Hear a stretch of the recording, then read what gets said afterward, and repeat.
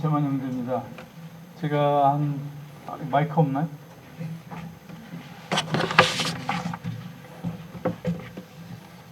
몇 년도인지 잘 기억이 안 나는데 꽤 오래전에 한번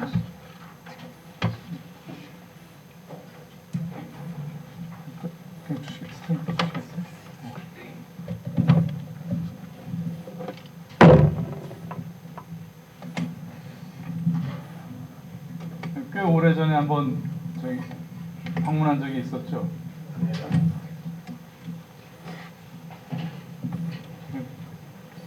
들고 해야 되겠네. 이번에 이렇게 초청을 해주셔서 감사드리고요.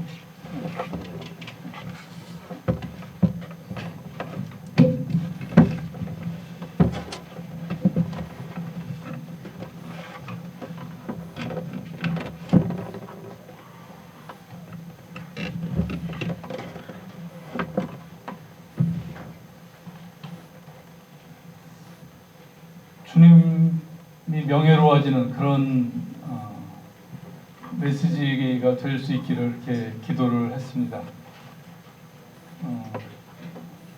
지금 우리는 위태로운 시대를 살고 있습니다. 세상이 카드 돌려막기 아시죠? 카드 돌려막기 하고 있는 것 같이 이렇게 아슬아슬하게 버티고 있다고 그렇게 생각이 듭니다. 정치적인 혼란이나 경제적인 불안이 어제 오늘의 얘기가 아닙니다. 매일 뉴스에서 보시겠지만 정치하는 사람들의 그 대립과 증오 이제는 참 더 보고 싶지 않고, 이게 대통령 다시 뽑으면 나아질까? 아니, 국회의원 선거 얼마 전에 있었지만 다시 4년 뒤에 의원들 다시 뽑으면 나아질까? 근데 한국만 이게 정치가 망가진 것이 아니더라고요. 민주정치의 모범이었던 미국도 지금 많이 망가졌습니다. 옛날에 그 품이 있던 어떤 그런 모습을 우리가 더 이상 찾아보기가 어렵습니다. 음식점에 가서 이 로봇이 이렇게 돌아다니면서 서빙하는 거, 아니면 공항에서 이 안내 로봇 돌아다니는 거 보신 적이 있으실 거예요. 인공지능하고 이제 로봇이 빠른 속도로 사람을 대체하고 있고, 많은 직업들이 위협을 받고 있습니다. 뉴스는 늘 사건과 사고로 넘쳐납니다. 핸드폰 덕에 생활의 편의는 좋아지는데 많은 사람들이 핸드폰 중독이나 아니면 그 중독의 경계선상에 있습니다. 인형극의 그 인형 기억하시죠? 그 위에서 내려온 줄로 팔다리가 걸려가지고 이렇게 위에서 조정하는 대로 휘청거리는 그 인형과 같이 사람들은 이제 핸드폰에서 그 유튜브에서 그 알고리즘에 따라서 올려주는 것을 늘 보고 듣고 또 시간을 보냅니다. 지구도 중환자입니다. 북극, 남극 할 것 없이 빙하가 걷잡을 수 없이 녹고 있습니다. 2015년도에 이 지구 온난화를 막으려고 전 세계가 파리 기후협정이라는 걸 맺었습니다. 그런데 이제는 비관적입니다. 전쟁이 1, 2차 세계대전 교과서에만 있는 것이 아니더라고요. 불과 비행기로 몇 시간 날아가면 있는 그 곳에 사람들이 처참한 파괴와 두려움 속에 살고 있습니다. 코로나가 요즘 다시 증가하고 있는데, 이 팬데믹이 집계된 그 공식 환자만 4억 명입니다. 4억 명. 600만 명 이상이 사망을 했어요. 언제 종말이 와도 이르다고 할 수 없는 그런 때인 것입니다. 그리고 제게 가장 종말론적으로 다가오는 것은 가정의 붕괴입니다. 입양된 아이가 남자 둘을 하나는 아빠, 하나는 엄마라고 부르는 것이 현실이고, 화장실이 남녀 두 종류가 아니라 세 종류, 네 종류가 되는 해괴한 세상이 되고 있습니다. 이미 구미의 대학이나 공항의 화장실이 그렇다고 합니다. 우리나라는 아직 차별금지법이 입법화되지는 않았지만 언제 우리의 현실이 될지 알 수 없습니다. 이미 차별금지법 이전에도 이미 학생 인권 조례라고 하는 것이 생겨가지고 어려서부터 이 학생들이 부모의 권위나 스승의 권위를 부정하고 있습니다. 헬로윈이라고 하는 요망한 그 서구 문화가 들어오더니 이제는 유치원의 연례 행사로 한다고 합니다. 그리고 한국도 이제는 마약 청정 지역이 아니라고 하는 그런 뉴스도 있습니다. 이 세상에 희망이 있습니까? 어디서 희망을 찾을 수 있겠습니까? 교회를 그 에클레시아라고 합니다. 에클레시아는 세상에서 불러내어지고 구별된 자들이라는 그런 뜻입니다. 구약 성경에 보면 이런 에클레시아적인 그런 의미로 교회의 그림자가 될 만한 것이 있습니다. 그 중에 하나가 고센 땅입니다. 고센은 하나님의 백성이 애굽에서 종살이할 때 하나님의 백성들이 모여 살았던 땅입니다. 열 재앙이 쏟아진 애굽은 이 하나님의 진노 가운데 있는 이 세상을 나타냅니다. 하나님의 백성이 거했던 고센은 애굽에 흑암이 임했을 때 광명이 머물렀고 장자들의 죽음 때 죽음이 비껴갔습니다. 그래서 이 에클레시아, 이 교회는 이 재앙과 죽음의 세상에서 사람의 유일한 희망인 것입니다. 창세기 47장에 이 고센에 대해서 나오는 말씀 중에 이런 말씀이 있어요. 이스라엘 족속이 애굽 고센 땅에 거하며 거기서 산업을 얻고 생육하며 번성하였더라. 이거 이제 잠깐 꺼도 될 것 같은데. 이거 이제 이게 남극이랍니다. 풀밭 같죠? 네, 풀이 자라고 있는 그 남극 사진인데.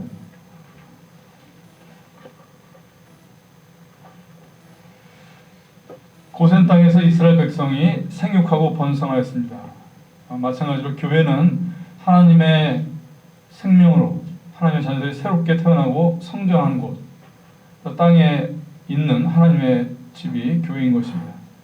그래서 장차 물리적으로 도래해야 할 그 하나님의 나라가 있지만 이미 와 있는 하나님의 나라가 바로 교회입니다. 이 말씀에 보면은 백성들이 고센 땅에서 산업을 얻었다고 했습니다. 그래서 교회 안에 성도의 비즈니스가 있습니다. 우리가 이 인생을 통해서 무엇인가 남길 수 있다고 하면 그것은 바로 우리가 교회를 이룬 것이고 또 교회를 섬긴 것입니다. 에베소서 1장 18절에는 너희 마음노를 밝히사 그의 부르심의 소망이 무엇이며 성도 안에서 그 기업의 영광이 풍성이 무엇인지 너희로 알게 하시기를 원하노라 이렇게 말씀이 되어 있습니다. 교회를 가리켜서 영광의 유산이다 이렇게 하십니다. 사람들이 누구나 불철주야 그 몸과 마음을 다 쏟아넣어서 수고하는 이유는 어떤 종류든지 간에 이 영광을 얻고자 하는 것입니다. 세상에서 얻는 영광이라고 하는 것이 결국 두 가지입니다. 하나는 돈, 다른 하나는 지위. 그런데 아무리 큰 돈도 아무리 높은 지위도 죽음 앞에서는 다 무릎을 꿇습니다. 그러나 교회는 죽음을 극복합니다. 계시록 21장 말씀에 새 하늘과 새 땅을 말씀하시면서 이 새 예루살렘이 하늘로부터 내려오는데 그 예배한 모습이 신부가 신랑을 위해서 단장한 것 같더라 이렇게 교회를 묘사하고 있습니다. 교회가 죽음을 극복하는 것은 교회가 바로 그리스도의 신부이기 때문에 그런 것입니다. 성도는 이와 같은 놀라운 교회를 상속받은 자이면서 동시에 또한 자신이 이 교회를 구성하는 지체들인 것입니다. 교회는 가슴 설레는 대상입니다. 제가 모임에 들어온 다음에 기존에 다녔던 성결교나 장로교를 다니면서 알지 못했던 그 어떤 신비로운 그 진리, 살아있는 어떤 생명체 같은 그 진리가 바로 교회더라고요. 역사가 BC와 AD로 나뉘듯이 제 신앙도 BC와 AD로 나눌 수가 있습니다. 제가 중학교 때부터 교회를 다녔는데 한 20여 년간의 이 교회 생활 끝에 결국은 다 신앙을 잃어버리고 마음이 돌같이 굳어졌었습니다. 그런 상태에서 이제 미국에 연수가 가지고 모임을 처음 알게 되면서부터 제게 길이 다시 보였습니다. 저의 BC의 믿음은 한마디로 하면은 신심이었습니다. 신심. 내가 하나님을 믿어드리려고 했던 거. 그래서 그때는 내가 열심히 하고 충성스럽게 하고 그런 것이 좋은 신앙인 줄 알았었어요. 근데 AD의 믿음은 무엇이냐? 그건 신앙이더라고요. 신앙. 그러니까 신심의 심은 마음심, 사람의 마음에서 나온 것을 말하는 것이고, 신앙에서 그 앙이라고 하는 것은 우러른다고 하는 것입니다. 그래서 제가 제 안에서 캐내고 만들어내고 발휘하려고 했던 그 신심이 다 무너졌을 때 믿음께서 오시더라고요. 그래서 믿음은 내가 우러르는 대상으로부터 오는 것이 바로 사람을 살리더라고요. 그래서 이 AD가 시작된 다음에 많은 가치관이 변했고 또 새로운 지식들이 생겼어요. 예, 그 중에서도 아주 코페르니쿠스적인, 아시죠? 코페르니쿠스. 예? 천동설에서 지동설로 바뀌게 한 그 사람인데, 그와 같이 아주 근본적인 이 생각의 변화가 있었던 것이 몇 가지가 있는데, 그 중에 하나가 바로 이 교회라고 하는 것입니다. 교회는 저에게 늘 역동적이고 신선한 대상이고, 교회를 배워간다고 하는 것은 두근거리는 그런 일이고, 그 과정에서 어려움이 있더라고요. 그렇지만 그 어려움은 우리를 좌절시키는 것이 아니라 우리의 속 사람을 늘 새롭게 하고 성도들을 업그레이드 한다는 것을 배우게 되었습니다. 그래서 교회에 있어서 이 연합이라고 하는 것, 이것은 영원한 주제입니다. 근데 이 연합이라고 하는 것이 기독교에만 국한된 그런 가치관은 아닙니다. 88 올림픽 기억하시죠? 그 호돌이 이렇게 마스코트 호돌이 기억하실 텐데, 그때 88 올림픽의 슬로건이 뭐였는지 아세요? 우리는 하나였어요. 우리는 하나. 그리고 사람들이 회사 일을 마치고 회식 자리에 가면은 술잔을 부딪히면서 건배하죠. 그런데 많이 외치는 그런 구호가 뭐예요? 우리는 하나. 우리는 원팀. 그러잖아요. 그리고 군대 경례 구호 중에 많이 쓰는 것 중에 하나가 뭐예요? 단결. 단결. 그래서 이 연합이라고 하는 것은 인간의 공통된 갈망인 것입니다. 사람 말고 다른 피조물은 이 연합에 대해서 별로 그렇게 관심이 없더라고요. 들판에 소나무를 한번 보세요. 혼자서도 늠름하게 잘 서 있고, 어항에 물고기 보신 적 있죠? 혼자서도 잘 돌아다닙니다. 이러한 차이는 사람과 다른 피조물이 만들어진 바가 서로 다르기 때문에 그렇습니다. 창세기에 보면 하나님께서 해와 달, 식물과 동물들은 가라사대로 지으셨어요. 하나님이 가라사대 하늘에 무엇이 있으라. 하나님이 가라사대 땅에 무엇이 있으라. 그러나 사람은 가라사대로 짓지 않으셨어요. 우리가 우리의 형상을 따라 우리의 모양대로 사람을 만들고, 그로 바다의 고기와 공중의 새와 육축과 온 땅과 땅에 기는 모든 것을 다스리게 하자. 우리의 형상을 따라 우리의 모양대로 우리가 사람은 우리가 깨서 지으셨어요. 사람이 우리가라고 하신 분으로부터 지음을 받았다고 하는 것은 사람이 연합을 통해 살 수 있다고 하는 것을 말씀하시는 것입니다. 제가 어머니한테 들은 이야기가 하나 있어요. 어머니 그 세댁 시절 시골에 사셨었는데, 아주 깡촌 시골인데, 그 세댁 시절에 시아버지, 그러니까 저로서는 할아버지요, 시아버지의 심부름을 받았는데, 저희 할아버지가 어떤 과일이 먹고 싶은데 그 과일을 내는 나무가 그 살던 동네는 없고 고개를 하나 넘어서 이웃 마을에 딱 그 나무가 한 그루 있다고 하는 거예요. 가서 그거를 사오라고 그러셨나 봐요.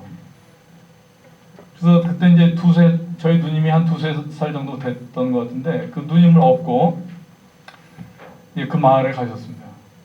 근데 아침에 이제 출발이 늦었는지 가서 거기서 일이 오래 걸렸는지 모르겠는데 돌아오는 길에 해가 졌다고 합니다. 아낙네 혼자서 어두워진 고갯길을 넘어야 되니까 어땠을까요? 그때는 집에서 호롱불 켜는 것이 전부였던 때예요. 그러니 그 산길이 얼마나 칠흑같이 어두웠겠어요. 근데 어머니 말씀에 저한테 남아있는 말씀이 뭐냐면은 등에 아이가 업혔는데 그 아이가 마음에 안도를 주더라. 그런 말씀 하시더라고요. 밤에 산길에서 산도둑을 만났을 때 두세 살 되는 젖먹이가 무슨 힘이 있겠습니까? 겨우 젖먹이였지만 누가 나와 함께 있다고 하는 사실, 그것이 어머니에게 평안이었던 것입니다. 어머니가 그 산길을 갈 때 혹시 무슨 몽둥이나 칼을 들고 가셨으면 평안하셨을까? 저는 어머니한테 그 얘기를 들었을 때 이 말에 있는 추상성이 벗어진 그런 것으로서의 함께가 어떤 것인지 그걸 느꼈어요. 함께가 얼마나 따뜻한 것인지, 그리고 누구와 함께하는 것이 사람에게 얼마나 힘이 될 수 있는지 그거를 느꼈습니다. 이 함께는 하나님으로부터 온 것입니다. 우리 요한복음 1장이 어떻게 시작하시는지 아시죠? 태초에 말씀이 계시니라. 이 말씀이 하나님과 함께 계셨으니 이 말씀은 곧 하나님이시니라. 그가 태초에 하나님과 함께 계셨고 만물이 그로 말미암아 지은 바 되었으니 지은 것이 하나도 그 없이는 된 것이 없느니라. 이 요한복음 1장의 첫 세 절은 말씀이 창조주시라고 하는 것을 말씀하고 있습니다. 만물이 그로 말미암아 지은 바 되었다는 이 말씀 앞에 나오는 것이 뭐냐면은 그가 하나님과 함께 계셨으며, 이 만물이 만들어진 이 창조라는 사건, 이 엄청난 사건에 대해서 이 요한복음에서 말씀하시는 이 짧은 말씀은 창조와 도대체 무슨 말씀이 있는가? 그가 대체 하나님과 함께 계셨고 만물이 그로 말미암아 지은 바 되었다. 이게 창조와 무슨 관계가 있을까? 잠언 8장을 한번 다 같이 펴보겠습니다. 잠언 8장.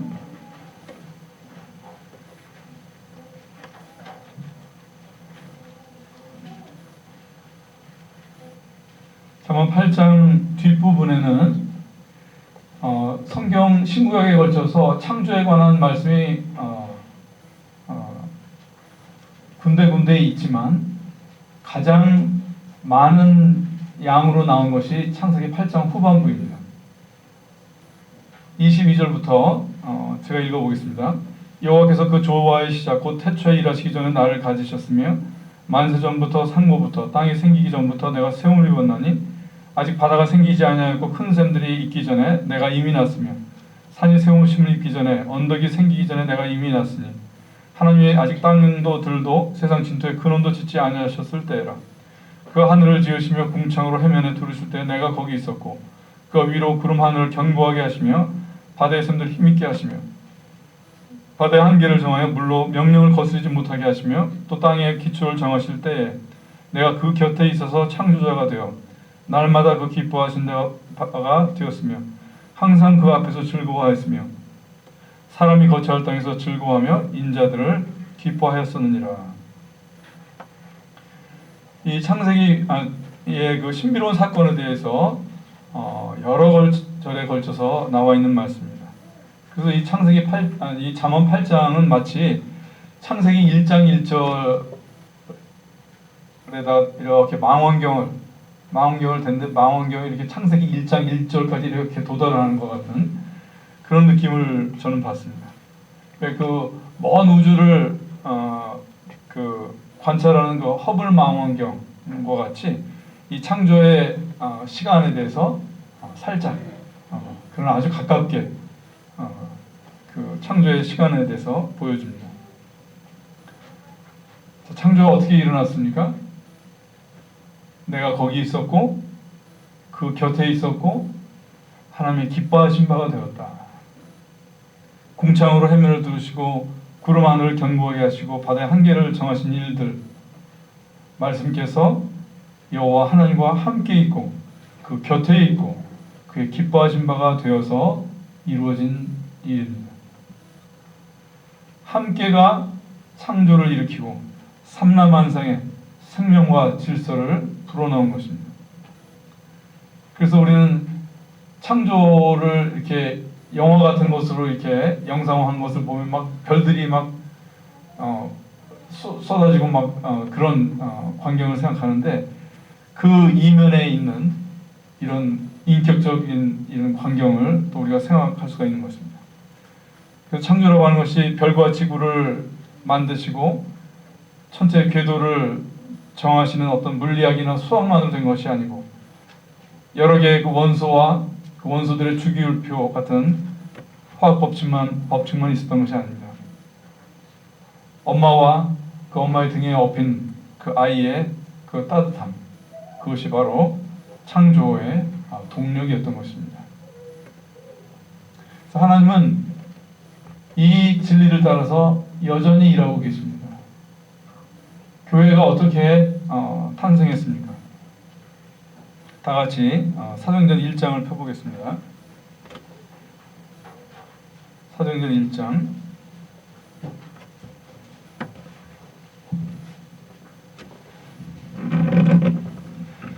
1장 13절 14절 다 같이 한번 읽어보겠습니다. 시작. 들어가 저희 요한은 다락에 올라가니 베드로, 요한, 야고보, 안드레와 빌립, 도마와 바돌로메, 마테와 및 알페오의 아들 야고보, 셀로신 시몬, 아들 유다가 다 거기 있어. 14절 여자들과 예수의 모친 마리아와 예수의 아우들로 더불어 마음을 같이하여 전혀 기도에 힘쓰니라. 다 거기 있어 이렇게 말씀되어 있죠. 다음에 2장 1절로 가보겠습니다. 2장 1절 2절 2절 읽어보겠습니다. 시작. 오순절 날이 이미 이름에 저희가 다 같이 한 곳에 모였더니 호련히 하늘로부터 급하고 강한 바람 같은 소리가 있어 저희 앉은 집에 가득하며. 자, 여기서는 한 곳에 모여 있더니, 그래서 베드로부터 예수님 아우들까지 다 거기 있고 한 현장에 모여 있었더니 교회가 시작이 된 것입니다. 성령의 역사는 믿는 자들이 한 현장에 함께 있을 때 일어납니다. 성도들이 서로 곁에 있고 함께 기도할 때 하나님의 창조적인 일이 지금도 일어나는 것입니다. 사도행전 2장에 뒤에 이어지는 말씀을 보면 교회가 흥왕하는 그런 모습이 나옵니다. 2장 42절부터 제가 읽어보면은 저희가 사도의 가르침을 받아 서로 교제하며 떡을 떼며 기도하기를 전혀 힘쓰니라.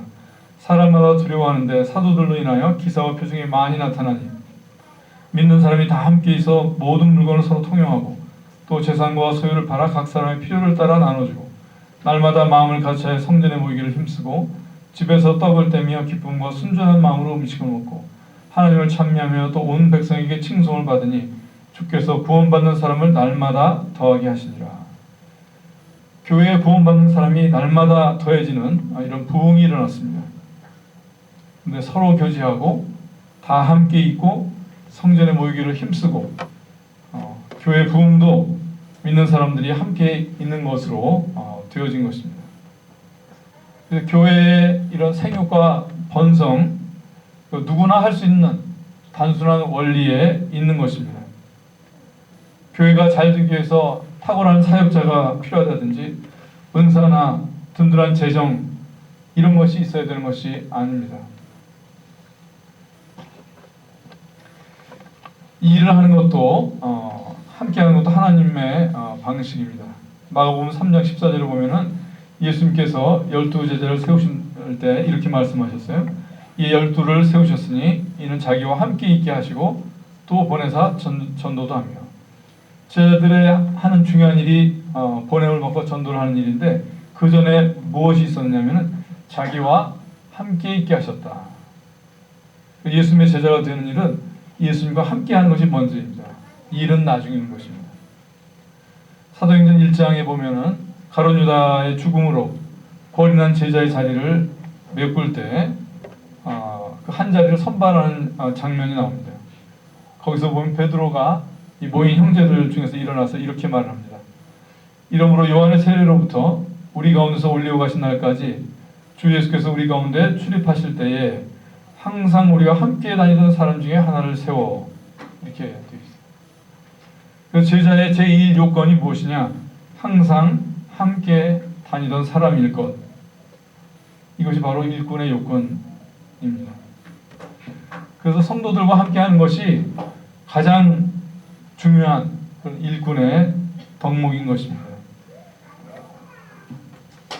함께 되면 우리 성도로서 의무일 뿐만 아니라 그 자체로 하나님이 주시는 복입니다. 시편 133편을 다 같이 펴보겠습니다.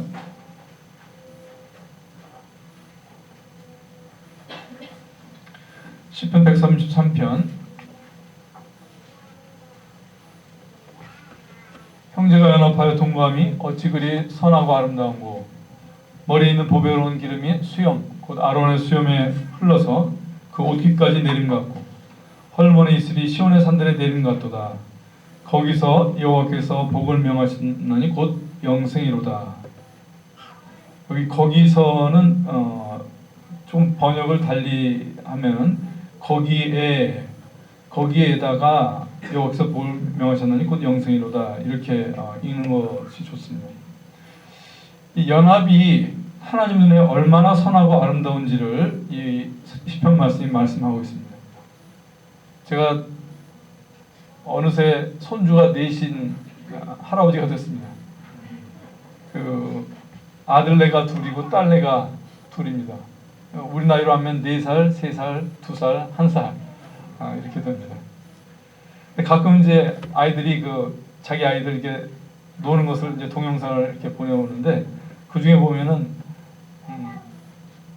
두 아이가 이렇게 또 얼마 전에 이제 같이 다 놀러 가서 더 여럿이 모이긴 했습니다만 이제 두 아이가 이렇게 몽글몽글 이렇게 모여가지고 둘이서 엉켜가지고 이렇게 노는 것을 보면은 그렇게 기쁘고 좋을 수가 없어요.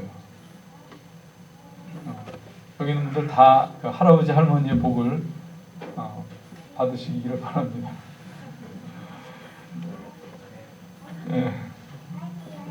네, 좋은 믿음입니다. 이 연합이라고 하는 것은 우리가 어떤 의무, 이번에 오실 때도 연합을 잘 해야 되겠다 이런 어떤 의무감, 또 어떤 부족한 마음에 그런 마음들이 있었을지 모르겠지만 연합은 의무일 뿐만이 아니라 가장 좋은 복은 사실 연합 속에다가 넣어두셨더라고요. 형제가 연합하여 동거함이 어찌 그리 선하고 아름다운고, 그렇게 해서 끝나는 말씀이 뭐냐면은 거기에 여호와께서 복을 명하셨나니 곧 영생이로다. 이 영생이 무엇인가? 근데 이 말씀은 영생이 어디에 있는지를 말씀하시잖아요. 영생이 어디 있느냐? 어디 저 먼 하늘 밖에 어디인가 있느냐? 그게 아니라 형제가 연합하고 동거함 속에 거기에 영생이 있다고 하는 것입니다. 우리가 이 영생이라고 하는 것은 모든 인간의 영원한 그런 아젠다 아니에요. 우주에 딱 하나 있는 것을 꼽으라고 하면 바로 이 영생의 문제, 이것 아니겠어요? 사람의 이 의식 세계와 무의식 세계에 걸쳐 있는 가장 중요한 이슈, 영생. 근데 이 영생을 세상에 어떤 사전으로, 아니면 어떤 철학책으로, 아니면 어떤 종교의 경전으로 찾아본들 이와 같은 정의가 나올 수가 있을까? 보라 형제가 연합하여 동거함이 어찌 그리 선하고 아름다워. 그것이 바로 영생이라고 하는 것입니다. 이것은 이런 말씀은 사람의 생각에서 나올 수 있는 말이 아니더라고요. 하나님만이 사람의 생각과 다른 차원의 지성을 가지신, 그 지혜를 가지신 그런 어떤 존재 방식으로부터 밖에 나올 수가 없는 그런 말씀이더라고요.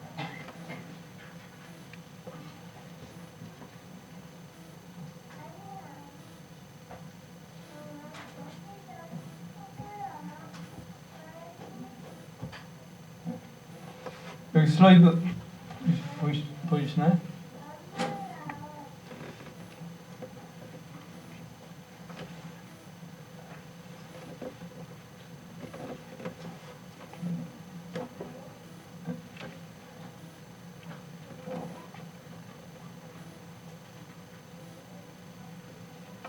네, 잠깐 쉬어가는 시간을 하겠습니다.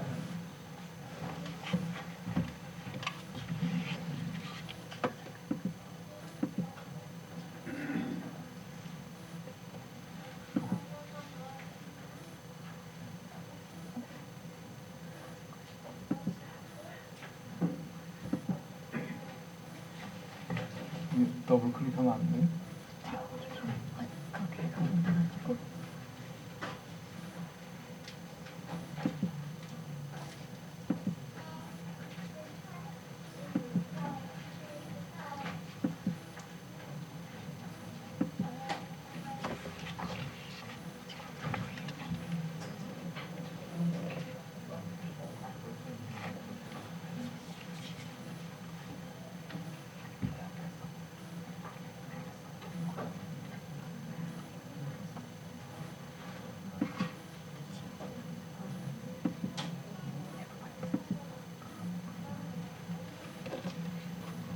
됐어요? 보이시나요? 네. 앞에 좀 잘 보이세요? 네. 한 몇 년 전인데요. 제가 일반 병동 환자도 보고 중환자도 보고 그러는데요. 40 정도 된 젊은 남자 환자가 중환자실에 와서 인공호흡기를 하고 있는 환자가 있었습니다. 굉장히 젊은 환자인데 심장이 몹시 나쁘고 그동안도 여러 번 저한테 입원을 했었고 이제 그동안 이제 살아나가긴 했었는데 그때 입원했을 때는 이제 살기가 어렵겠다. 그것이 이제 의사만 그런 생각을 한 것이 아니라 이제 누가 봐도 그렇게 어려운 환자였습니다. 근데 입원한 지 얼마 안 되는데 그 아내가 이 젊은 환자의 아내, 그러니까 그 아내도 한 30대였을 것 같은데 이 큰 종이에다가 써가지고 와서 이걸 남편이 눈을 뜨면 좀 볼 수 있게 해달라고 이렇게 하고서 갔거든요. 그래서 이제 주사줄 비슷한 걸로 이렇게 해가지고 행어에다 해서 환자가 이렇게 누워서 눈 뜨면 보일 수 있게 해놓은 것이거든요. 여기 진리가 다 있더라고요. 진리가. 영원한 것이 무엇인지가 여기 이 죽음에 임박한 그런 상황이라니까 사람 안에서 오직 진리만 나오더라고요. 사랑, 감사, 그리고 또 하나 중요한 게 뭐예요? 항상 옆에 있을게요.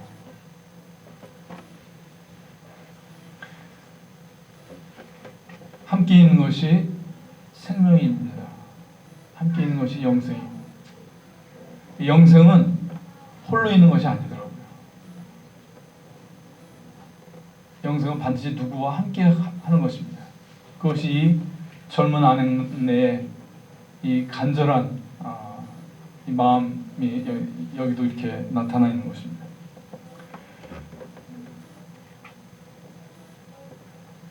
홀로 살아야 되는 영혼은 그는 저주입니다. 누가복음 16장에 부자와 나사로 이야기가 나오죠. 나사로는 아브라함의 품에 있어요. 그죠? 그런데 부자는 옆에 누가 있나요? 부자는 혼자 있습니다. 지옥이 어떤 곳인가? 함께할 아브라함이 없는 곳, 그것이 바로 지옥이더라고요. 함께가 아니라 혼자서 영원히 존재해야 하는 것, 그것이 지옥입니다. 저는 지옥을 생각할 때 지옥을 우리가 이제 불의 불못이라고 얘기를 하고 말씀이 이렇게 되어 있는데, 그 불의 고통은 우리가 사실은 다 모든 사람이 경험하는 건 아니죠. 우리가 관념적으로 얼마나 고통스러울지 경계를 받기는 하지만 좀 더 우리한테 와닿는 것은 바로 이 문제예요. 함께가 없는 곳, 영원히 혼자여야 되는 것, 이것만으로도 지옥이 충분히 두려운 것입니다. 우리가 간단히 실험을 해볼 수가 있어요. 오늘부터 이 수련회 3일간 우리 함께 같이 이런 말 한마디도 하지 말고 살아보세요. 살 수 있겠나? 아마 다들 가슴이 터질 거예요. 이 함께가 없으면 사람은 기쁨도 없고 아무 선한 일도 일어나지 않습니다. 함께의 반대말은 따로입니다. 히브리 말로 이게 바리새입니다. 바리새인이라고 성경에 나오죠. 이 바리새인 바로 따로 있고자 하는 사람들입니다. 이 바리새인이 세속적인 사람이 아니에요. 아주 경건하고 이 신앙에 대해서 진지한 사람들이에요. 누가복음 18장에 보면은 바리새인은 서서 따로 기도하여 가로되 하나님이여 나는 다른 사람들 곧 토세 불의 간음을 한 자들과 같지 아니하고 이 세리와도 같지 아니함을 감사하나이다. 이 말씀에 보면은 서서 따로 기도하여라는 이 짧은 말이 바리새인의 이 영적인 정체를 잘 나타내고 있습니다. 서서라고 하는 것은 제가 지금 서서 있잖아요. 그러니까 제일 잘 보이지 않습니까? 이 서서라고 하는 것은 보이는 경건이라고 하는 뜻이 있고요. 그 다음에 따로라고 하는 것은 분리하는 그런 마음이 있다고 하는 것을 나타냅니다. 이사야서 65장에는 이런 말씀이 있어요. 이게 이제 악인의 마음에 있는 말인데 이렇게 말씀이 있어요. 사람에게 이르기를 너는 내 자리에 섰고 내게 가까이 하지 말라. 이게 바리새인의 말이란 말이에요. 너는 내게 가까이 하지 말라. 나는 너보다 거룩한 민이라. 나는 당신들과 달라. 당신네들은 내게 가까이 하지 마라. 나는 훈수가 필요 없는 사람이야. 이런 마음. 바리새인은 보면 굉장히 경건하고 거룩하고 그렇거든요. 그런데 이런 경건이 어디에서 나온 것일까?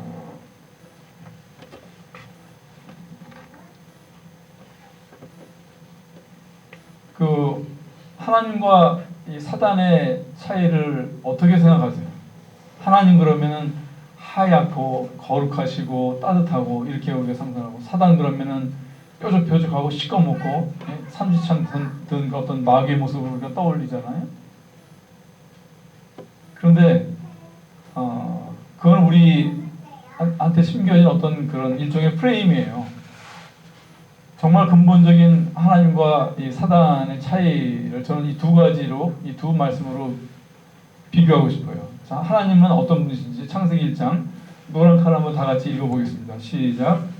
하나님이 가라사대 우리의 형상을 따라 우리의 모양대로 우리가 사람을 만들고 그로 바다의 고기와 공중의 새와 육축과 땅과 땅에 기는 모든 것을 다스리게 하자.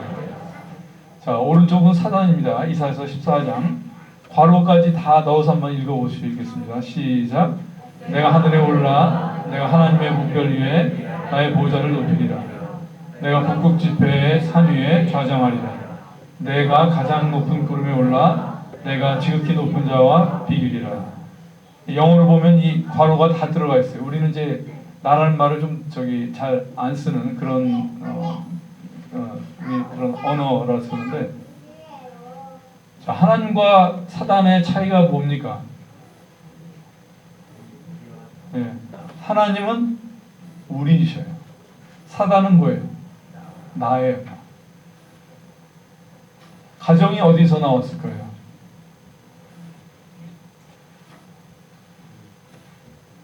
비교가 어디에서 나왔을 거예요?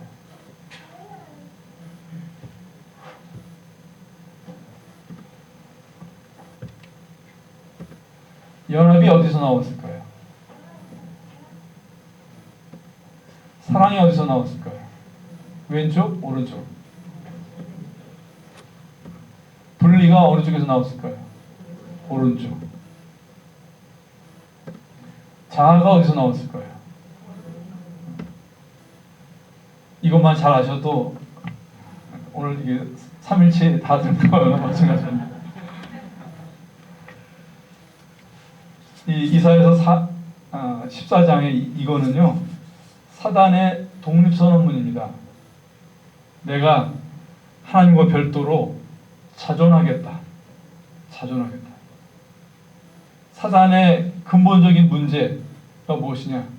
하나님과 별도로 스스로 있는 자가 되겠다 하는 것이에요.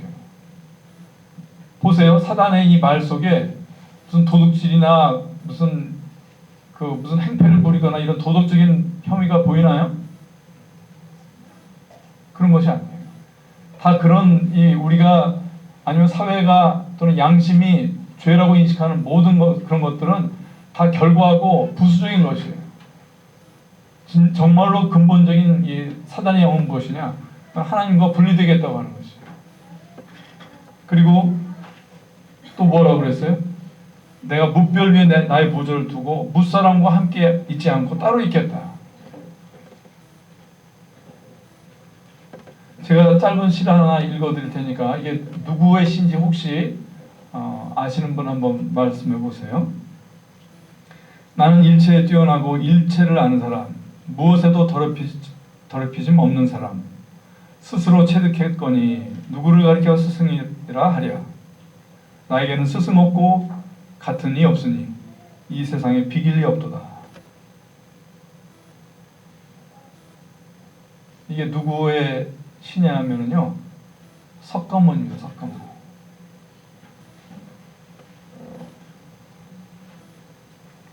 이사야서 55장 내게 가까이 하지 말라. 나는 너보다 거룩함이니라.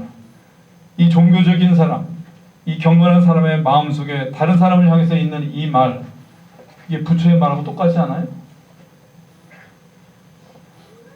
이 바리새인은 겉으로 보이는 모습은 하나님을 공경하지만 속내는 자기 공경인 것이에요. 그래서 바리새인의 영적인 정체는 부처와 한 부류인 것입니다. 이 자기 숭배의 끝은 나도 하나님만큼 자존하는 존재가 되고 싶다. 그래서 쉽게 말하면요, 우리한테 다 바리새인의 이 욕망이 있어요. 그리고 그것은 뭐냐? 내가 충분히 거룩해져 가지고 하나님한테 간섭받고 싶지 않은 그것이 종교심으로 나온 것이 바로 바리새인인 거예요. 예수님께서 온갖 죄인을, 우리 참 상식적인, 우리가 보통의 어떤 도덕성을 가지고 있는 사람들도 참 같이 하기 어려운 그런 사람들을 품으시고 찾으시고 그렇게 하셨어요. 그러나 경건한 이 바리새인들에게는 혹독한 저주를 부으셨어요. 사단의 영이기 때문에, 사단의 영이기 때문에. 그래서 그냥 사람들이 보기에 악한 것보다도 경건한 것이 더 큰 악일 수 있습니다. 고린도후서 11장에는 이것도 이상한 일이 아니라 사단도 자기를 광명의 천사로 가장한다고 했습니다. 생각해 보시면 사단의 입장에서 활동을 할 때 악하고 도덕적으로 문제 있는 사람들을 통해서 일하는 것이 쉽겠어요? 아니면 그런 사람들은 제재를 많이 받잖아요. 그죠? 이 사회에서도 제재를 많이 받아요. 근데 사단이 사람들한테 가장 눈에 안 띌 수 있는 방법이 무엇이겠어요? 그 종교성 있는 사람들한테 숨어드는 것입니다. 그리고 광명한 천사로 아주 경건한 모습으로 이렇게 활동하는 것이 바로 사단입니다. 그래서 마태복음 25장에 보면은 양과 염소의 심판이 나오시잖아요. 근데 양들은 영생으로, 염소는 영벌로 들어갑니다. 그런데 거기 읽어보신 분 아시겠지만 염소가 한 선행과 양들이 한 선행이 토시 하나 틀리지 않고 다 똑같아요. 그러니까 염소가 선행을 안 해서 영벌에 들어가는 것이 아닌 것이에요. 하나님으로부터 난 경건과 사단으로부터 난 경건이 도덕적인 효용으로는 구분이 안 될 수 있는 것이에요. 마태복음 7장에 보면 예수님을 주여 주여 부르고 선지자의 일을 하고 그리스도의 이름으로 권능을 행한 사람들에게 예수님께서 그 모든 경건을 가르쳐서 불법이라고 이렇게 규정을 하십니다.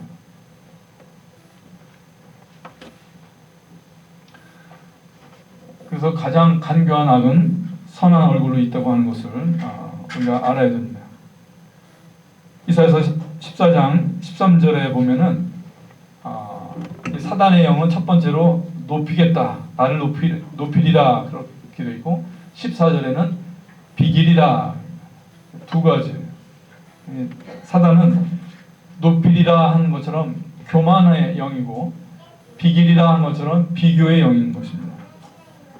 이 세상을 보세요. 이 세상은 온통 비교라는 신이 다스리고 있어요. 아침에 눈 떠서부터 비교의 시스템 속으로 등교하고 또는 출근하고 쉼 없이 경쟁하고 평가받고 이 고단하고 비정한 이 비교의 시스템 속에 인생들이 놓여 있는 것이에요. 비교는 안식을 빼앗고 우월한 자는 교만하게 만들고 열등한 자는 루저를 만드는 아주 악한 것입니다. 세상 사람들은 재산이나 지위에 있어서 나보다 못한 사람들이 있어야 행복하지만 바리새인은 누가 있어야지 행복해요? 세리가 있어야지 행복한 거예요. 세리. 자기 앞에 세리가 있어야 되는 거예요. 그래서 끊임없이 나보다 못한 사람, 나보다 덜 경건한 사람을 봐야지, 그래야지 내가 행복한 거예요. 생각해보면 아벨이 왜 죽었느냐? 가인이 아벨을 왜 죽였어요? 이게 비교로부터 시작한 것입니다. 비교. 아벨의 동생의 재산을 받아들여지고 내 거는 안 받아들여졌어요. 그러면은 하나님한테 물으면 될 일 아니에요. 제가 뭐가 잘못됐습니까? 그런데 묻지 않잖아요. 비교했단 말이에요. 그 비교의 끝이 무엇이냐? 살인이란 말이에요. 그래서 우리가 이 비교라고 하는 것이 우리 마음속에 늘 들락날락하고 때로는 우리 마음을 막 휘어잡고 우리를 힘들게 하는데 이거를 그대로 두는 것은 매우 건강하지 못한 일이더라고요. 사소한 문제가 아니에요. 비교의 마음이 일어나는 것입니다. 사람은 본성적으로 이 사람이든지 하나님이든지 그 호의를 받을 만한 어떤 자격을 갖추려고 해요. 이게 사단으로부터 온 마음이거든요. 그래서 늘 긴장하고 경건에 대해서 강박이 있고 그래요. 그래서 누구를 내가 잘 해주고 뭐 그래가지고 그러면 왜 사람이 마음이 편하냐면 그 사람을 나한테 빚진 자로 만드는 거거든요. 우리가 신앙에 있어서도 뭐 교회를 열심히 하고 뭐 하나님께 막 헌신하고 그러는 그 마음의 깊숙한 동기 중에 하나는 뭐냐면 하나님이 나한테 빚진 자가 되도록 하나님을 빚쟁이로 만들어야지 내가 마음이 편한 거예요. 그래야지 내가 하나님한테 뭐 요구할 수도 있고 당당하게 요구할 수 있고 그런 심리가 있고 이런 것은 이런 대가에 기초하는 이런 것은 종교인 것입니다. 저는 오랫동안 예수님의 십자가의 은혜를 알긴 알았지만 저한테는 이런 마음이 있었어요. 하나님이 저 사람들보다는 나를 구원하시는 것이 이득일 거야. 저는 저한테 그런 마음이 있는지를 몰랐어요. 근데 나중에 깨닫고 나니까 내가 20여 년만 그렇게 살았더라고요. 난 저 사람들보다 나아. 저 사람들은 너 믿지도 않잖아? 근데 나는 얼마나 진지해. 난 하나님을 믿어드리고, 난 하나님께 잘하려고 하고, 희생도 하고, 시간도 쓰고. 나의 구원이, 또 나의 무게가 저 사람보다 더 나간다는 이런 차별의식이 있었습니다. 그렇게 바리새인으로 20여 년간을 살았던 것입니다. 이사야서 47장에 내 마음이 이르기를 나뿐이라 나 외에 다른 이가 없다. 이런 마음을 갖고 있으면은 자꾸 나뉘게 되죠.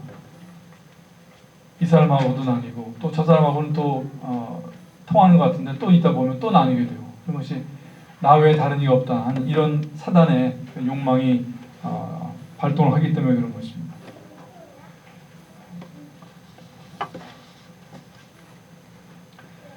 이 비교의 문제는 하나님의 사람들에게서도 예외가 아닙니다. 요한복음 21장 아시죠? 21장이 요한복음의 맨 마지막 장인데, 여기 보면 예수님께서 다시 디베레아 바닷가를 찾아가셔가지고 베드로를 회복시키시는 장면이 나와요. 거기서 보면은 주님을 세 번 부인한 베드로를 내가 나를 사랑하냐, 내가 나를 사랑하냐 이렇게 세 번 물으시고, 예수님께서 내 양을 먹이라, 내 양을 치라 이렇게 하시면서 베드로에게 이 목양의 일을 위임을 하십니다. 딱 그렇게 해서 끝날 것 같은데 그 다음에 조금 더 이야기가 이어져요. 그게 뭐냐면은 베드로가 예수님한테 이렇게 질문합니다. 베드로가 돌이켜 예수의 사랑하시는 그 제자가 따르는 것을 보니 그는 만찬석에서 예수의 품에 의자여 주여 주를 파는 자가 누구오니까 묻던 자더라. 이에 베드로가 그를 보고 예수께 여쭤보되 주여 이 사람은 어떻게 되겠습니까? 이게 요한의 미래를 염려하고 그래서 하는 질문이 아닌 것입니다. 왜냐하면 예수님께서 하신 대답에 그 답이 있어요. 내가 올 때까지 그를 머물게 할지라도 네게 무슨 상관이냐? 넌 나를 따르라. 그러니까 바리새인의 눈에 세리가 들어왔듯이 이 교회를 위임받는 이 놀라운 이 순간에 이 베드로의 눈에도 또 사람이 들어온 거예요. 요한, 이 경쟁자가 들어온 거예요. 그래서 이런 질문을 했던 거예요. 저 사람 어떻게 됩니까? 그래서 우리가 사람이 마지막으로 극복해야 되는 문제, 그건 바로 비교의 문제입니다. 우리가 연합을 위해서 뭐도 해야 되고 뭐도 알아야 되고 하지만 제일 먼저 우리 안에서 드러나야 되는 이 문제, 바로 비교의 영인 것입니다. 예수님께서 베드로에게 말씀하십니다. 너는 나만 따르라. 요한이 어떤 은사를 발휘하는지, 무슨 사역을 하는지, 요한이 얼마나 살지 너와 상관이 없다. 이 베드로의 마지막 회복의 장면에서 예수님께서는 우리한테 똑같은 말씀을 우리 각자에게 해주십니다. 하나님의 자녀들 서로를 비교할 필요가 없다. 우리 달란트 비유를 잘 알잖아요. 주님께서 2달란트 맡은 사람을 5달란트 맡은 사람과 비교하지 않으셨어요. 그냥 그 사람 자체로 다 계산을 끝내셔요. 그래서 남이 가진 재능, 은사, 돈 부러워할 것 없습니다. 남보다 잘해야 되겠다는 강박을 가지고 자신을 채찍질할 필요 없습니다. 반대로 내가 높아지고자 남을 비판하고 흠잡으려고 하지 말아야 합니다. 제가 손주가 넷이 있다고 했는데 제일 큰 손녀 이야기를 잠깐 하겠습니다.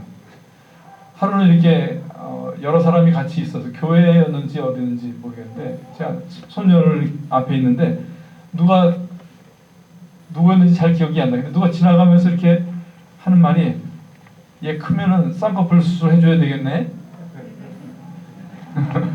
쌍꺼풀이 없다고 걱정을 해주더라고요.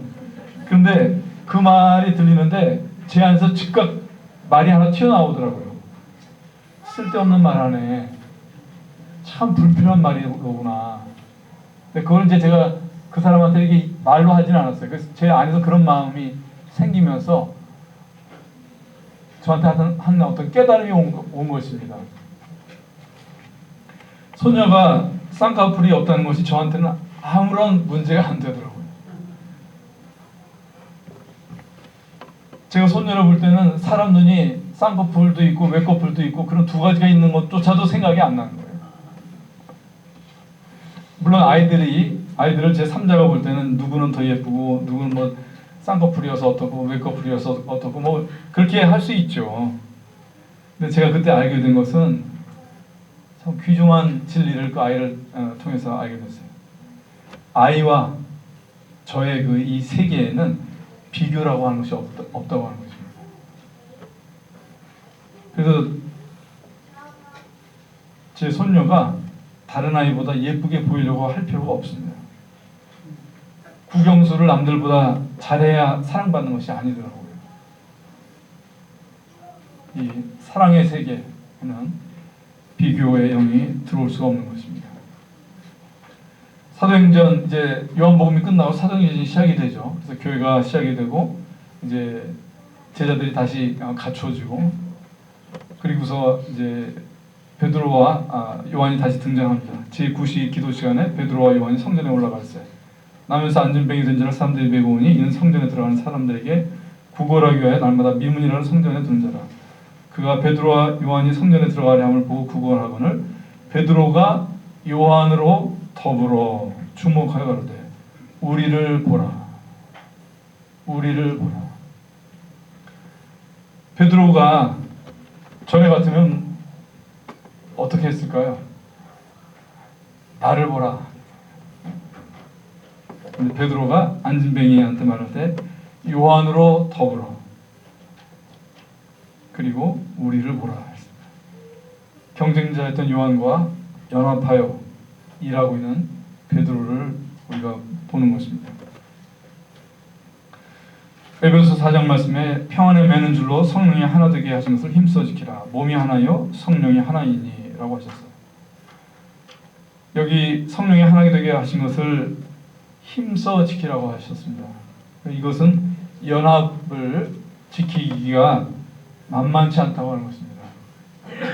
왜냐하면요, 이 연합은 하나님의 속성이에요.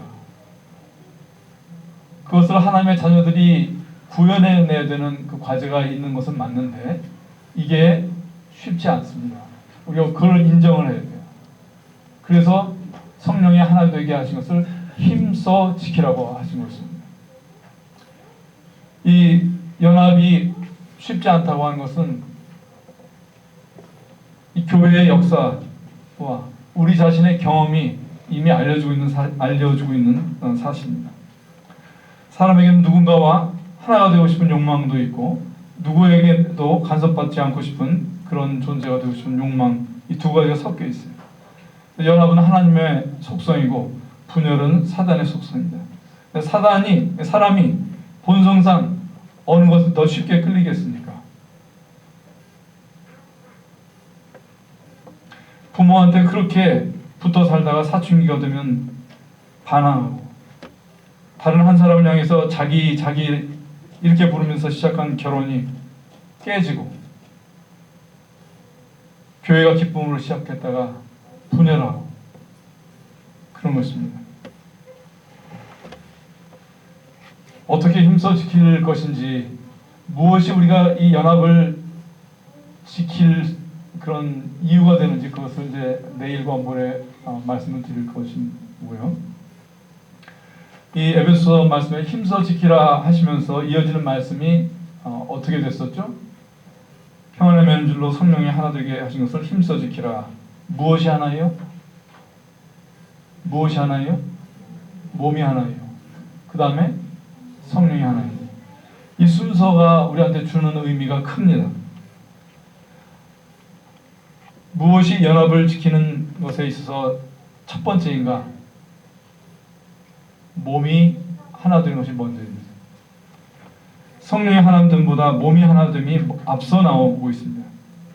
그래서 이 연합이라고 하는 이 과제, 이 하나님으로부터 난 이 놀라운 이 복, 이 연합을 지키고 또는 회복하는 일은 의외로 단순합니다.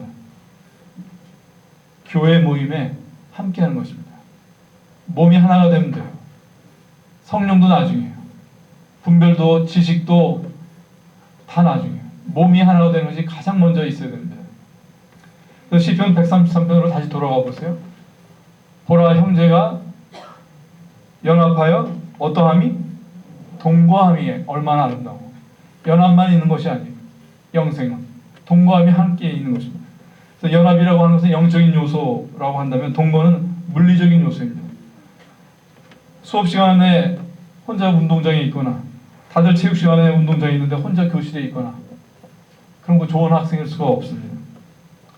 성령의 역사는 재방송되지 않습니다. 영생을 맛보기 위해서는 같은 시간에 한 장소에 함께 있어야 하는 것입니다. 그 이스라엘 백성이 광야를 지날 때 보세요. 아말렉이 누구를 공격해요? 뒤에 떨어진 자들을 공격하는 것이에요. 무리에게서 따로 떨어져 있는 것이 위험한 것입니다. 마지막으로 그 남극 펭귄 동영상을 잠깐 보고 마치도록 하겠습니다. 보여줄 수 있나요?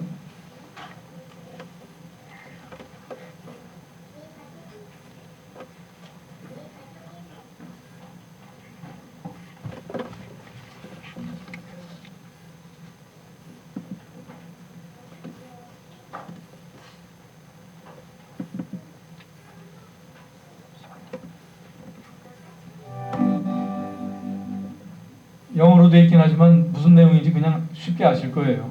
영어는 그냥 듣지 마세요. 그림만 봐도 됩니다.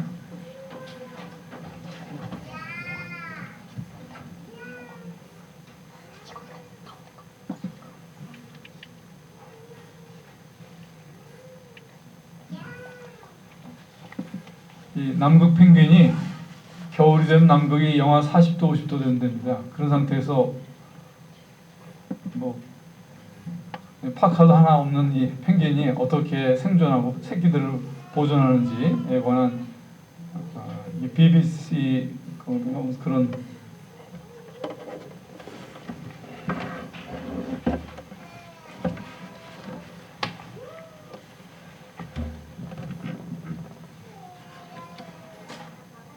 자연 속에 있는 것이라고 해서 진리가 뭐 50점짜리라든지 그렇지 않더라고요. 똑같은 진리, 똑같이 아름답고 오묘하고 신비한 진리가 이 자연 속에 다 있더라고요.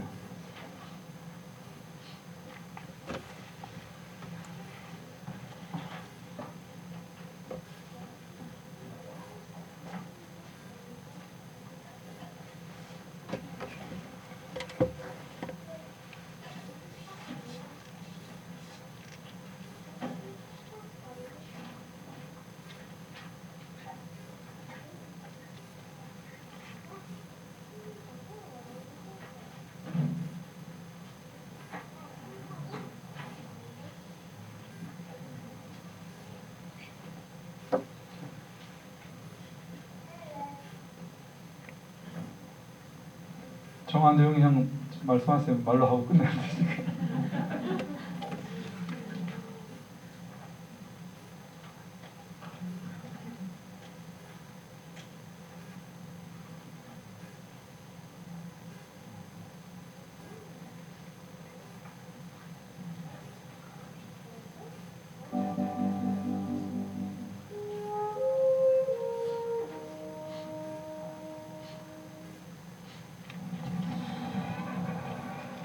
To breed in the coldest place on Earth, emperor penguins must also become part of the crowd.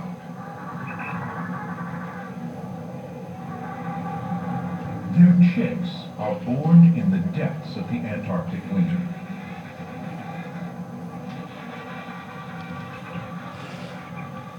Their only protection from the cold is their parents' brood pouch. But as winter storms set in, this isn't enough.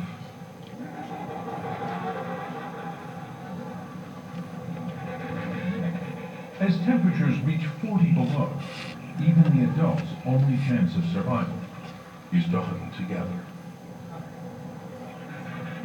They start to waddle with a single purpose.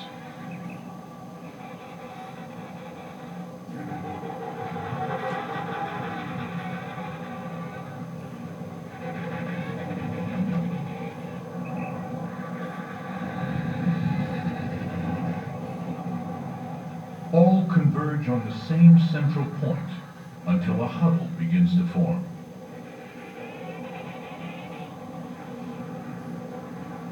Each penguin must find a place to tuck in.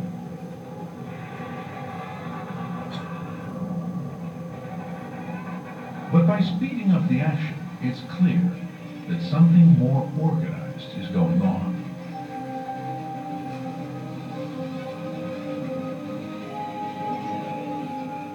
Soon, the huddle numbers thousands, and still more keep coming.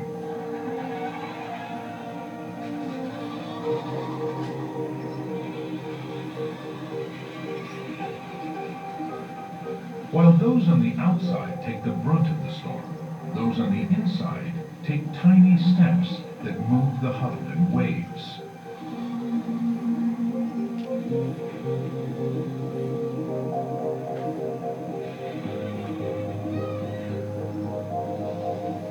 The densely packed penguins continue to shift and rotate from the center.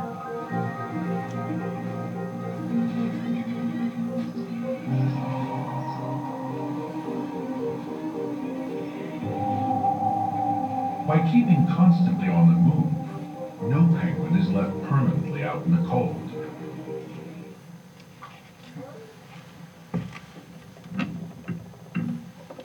함께가 진리고 함께가 사는 길이고 함께가 회복되는 길입니다.